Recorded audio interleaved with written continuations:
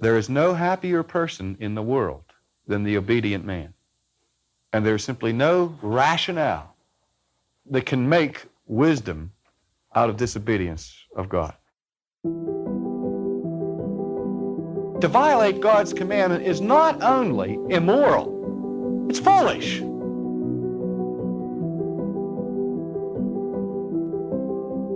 I think one of the most intelligent things a person can ever do is to submit his life to the wisdom of God.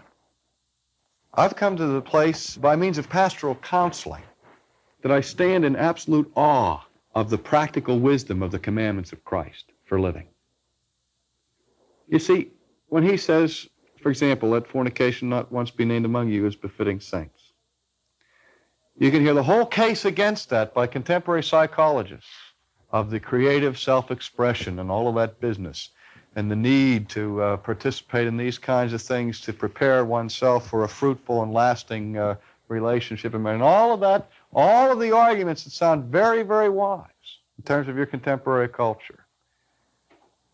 I respect the wisdom and the insight of sociologists and psychologists, clinical and behavioral psychology, who are examining to see what happens to people in these kinds of things.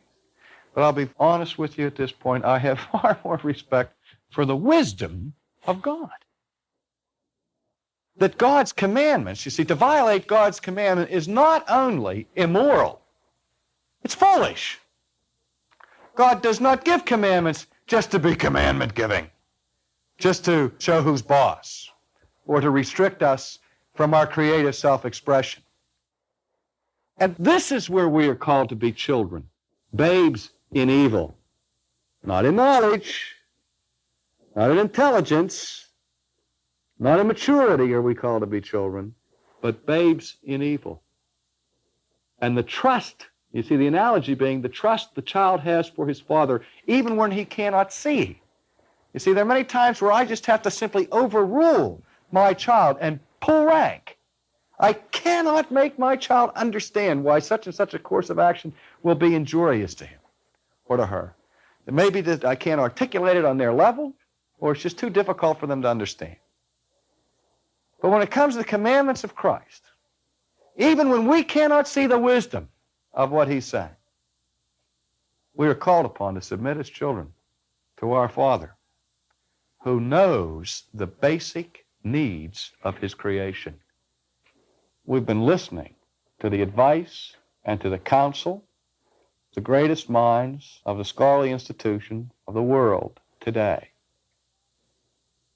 And we are living in a culture of radical foolishness and of radical misery and unhappiness, which I think are the inevitable fruits of foolishness. Although I'm impressed by the scholarly level of the discussion, I am singularly unimpressed by the fruits of the practical wisdom of our day.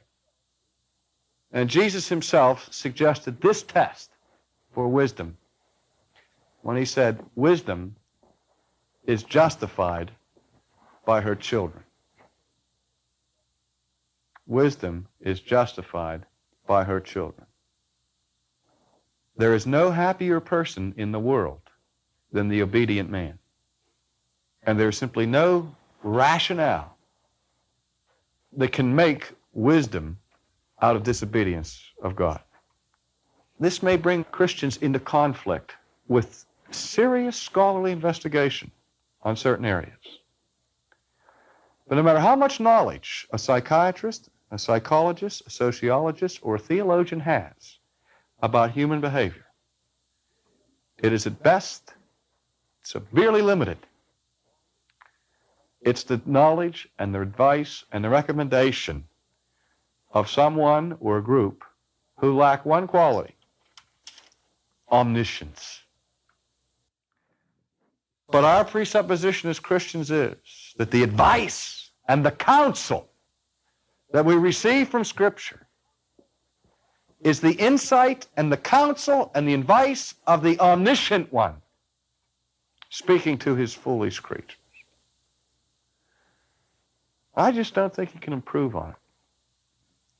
that the one who has made us, who knows our frames, who knows our origin, who knows our destiny, and indeed we are fearfully and wonderfully made, has told us how to live.